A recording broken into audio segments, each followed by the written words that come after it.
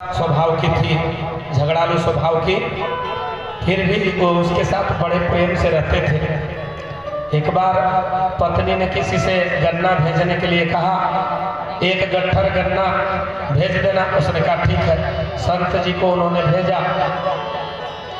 संत जी जब गन्ने का गट्ठर लेके चले तो संत का स्वभाव, रास्ते में बच्चे मांगते गए, वो एक एक गन्ना देते गए। घर पहुंचते पहुंचते एक गन्ना बचा उनके पास। बोलिए शंकर भगवान के जय।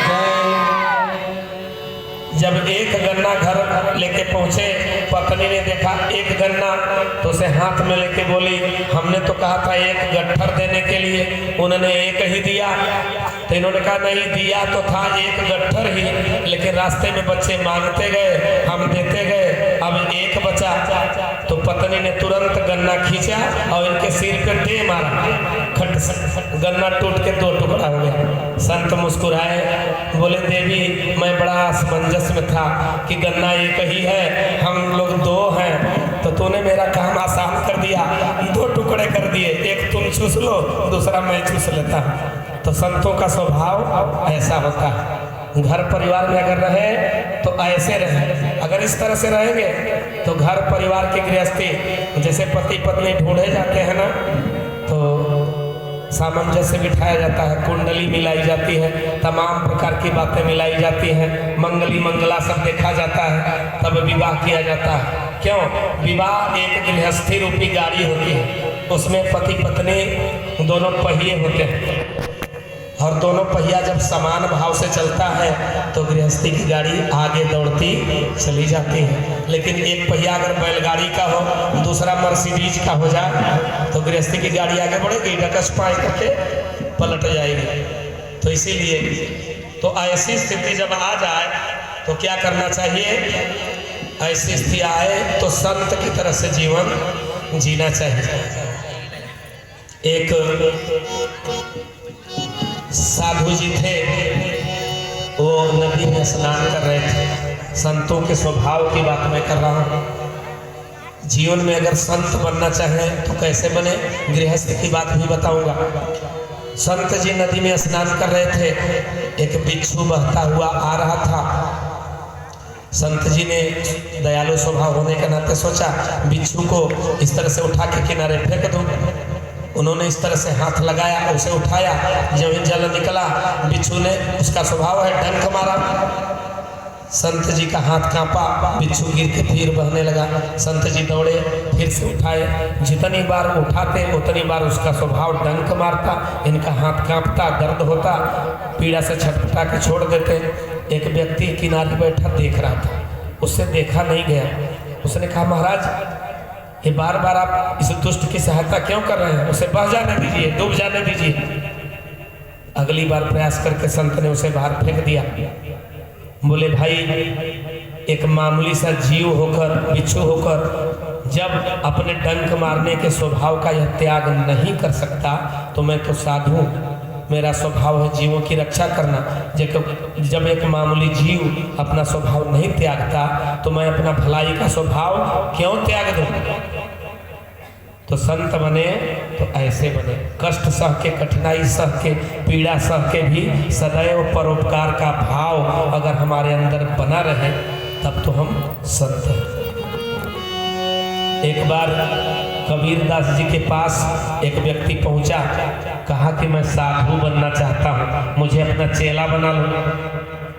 कबीरदास जी ने कहा अच्छा। दोपहरी का समय था, मई का महीना,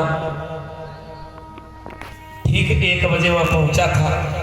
झोपड़ी में कबीरदास जी बैठे कुछ लिख रहे थे, लिख नहीं रहे थे, कोई काम अपना कर रहे थे। तो हुआ क्या कि जब वो व्यक्ति आया, अपनी जिज्ञासा बताई, तो कबीरदास जी ने अपनी पत्नी लोई को बुलाया कि एक दिया जला के लाना। वो गई, झट से एक दिया जला के ला के रख दिया। कबीरदास जी ने उसे बुझा दिया, किरण दीदी जागी। तो हुआ क्या, अभी कथा सुनाया गया था ना, सुंदर सी कथा होती है तो बड़ा दिन भर काम करना पड़ता है, बहनों को थक जाती है भाग दौड़ में, तो कुछ झपकी आ जाती है। एक बार इसी तरह से सुंदर कथा हो रही थी, और दीदी की तरफ से ही एक व्यक्ति आगे बैठा था। भगवान बुद्ध कथा कह रहे थे, वो कथा सुनते सुनते सो जाता था। तो भगवान ने एक बार टोका, क्यों भाई सो रहे हो? नहीं भगवान। हड़बड़ा के जग जाता, नहीं भगवान। फिर कुछ देर बाद, क्यों भाई फिर सो गए? नहीं भगवान। तीसरी बार फिर लटक। भगवान ने इस बार प्रश्न बदल दिया, कहा क्यों भाई जिंदा हो? नहीं भगवान। सभी लोग हंसने लगे। तो सच में जो सत्संग में भगवान के भक्ति भजन के समय, जप के समय जिनको नींद आती है वह जीवित के समान नहीं होते। इसीलिए भगवान की कथा को बड़ा ध्यान से, बड़ा मन चित्त लगा के सुनना चाहिए, तभी लाभ होता है।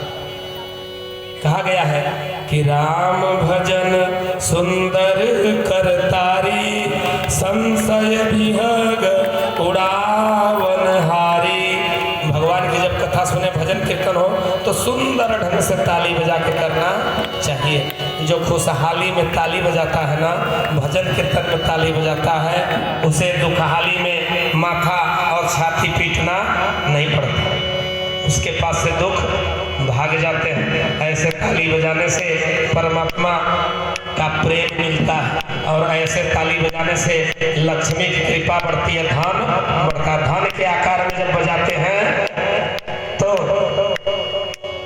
लक्ष्मी की कृपा होती है, हमारी संपत्ति बढ़ती है। और माइनस के आकार में जब बजाते हैं तो संसार का कुछ नहीं मिलता, लेकिन परमात्मा का प्यार मिलता है। तो जब भी भजन कीर्तन हो, सुंदर ढंग से आप कभी प्लस और कभी माइनस ताली बजाएं।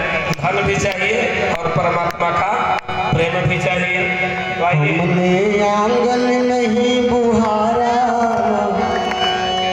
हमने आंगन नहीं बुहारा, कैसे आएंगे भगवान, कैसे आएंगे भगवान। हमने आंगन नहीं बुहारा, सच मन से बुहारा, कैसे आएंगे भगवान, कैसे आएंगे भगवान।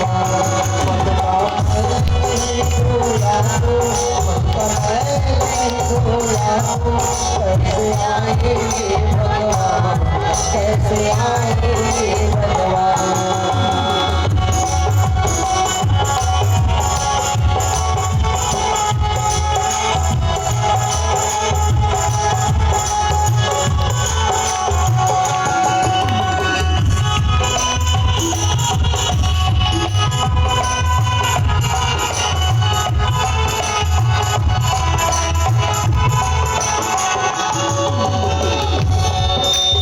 हर बोले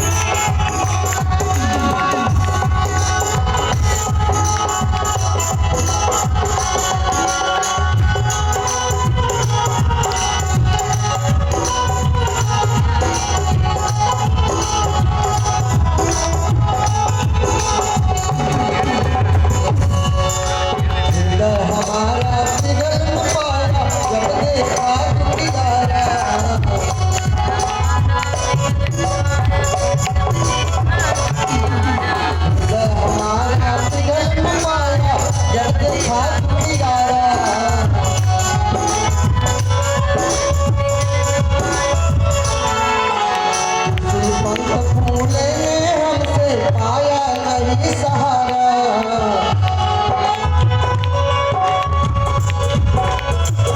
इसे पंथ भूले में हमसे पाया नहीं सहारा